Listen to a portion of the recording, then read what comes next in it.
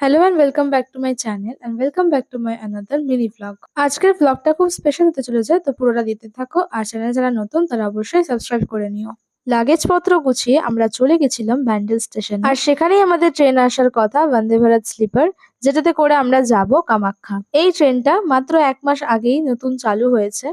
তো এই ট্রেনটা হাওড়া থেকে ছাড়ে, আর ফার্স্ট স্টপেজটাই ছিল ব্যান্ডেল। তো আমরা ব্যান্ডেল থেকেই ট্রেনে উঠেছিলাম, যেহেতু আমাদের বাড়িটা ব্যান্ডেলেই। সন্ধ্যে 7টায় ছিল আমাদের ট্রেন। তো সন্ধেবেলার কফিও দিয়ে গেছিল। অবশ্যই এটার জন্য চার্জ নিয়েছিল। তো এখানে আমরা লাগেজপত্র গুছিয়ে নিয়ে সেট করে নিয়ে খেলা দেখতে বসে পড়েছিলাম, বিকজ সেদিনকে ছিল ইন্ডিয়ার খেলা। ট্রেনটা ভেতর থেকে দেখতে কিছুটা এরকম ছিল। তো আমাদের একটা আপার ছিল, সেই আপার সিটে বসে এই ভিডিওটা নিচ্ছিলাম আর কি। আর ফুল এসি ছিল ট্রেনটা। তো রাতের খাবার শেষে একটু ফ্রেশ হয়ে নিয়েছিলাম। তো কি কি খাবারে দিয়েছে সেটা আমি একটা অন্য ভিডিওতে তোমাদের সাথে শেয়ার করব। তোমরা ইতিমধ্যে কারা কারা এই বন্দে ভারত স্লিপারে চেপেছো তারা কমেন্টে অবশ্যই জানিও। আমার এই ট্রেনের যেটা সবথেকে বেশি ভালো লেগেছে সেটা হলো ওয়াশরুমটা। দূরে ট্রাভেল করতে গেলে ওয়াশরুমের অনেকেরই অনেক কিছু সমস্যা থাকতে পারে, আর ট্রেনে তো ওয়াশরুমের সমস্যা তোমরা সবাই জানোই।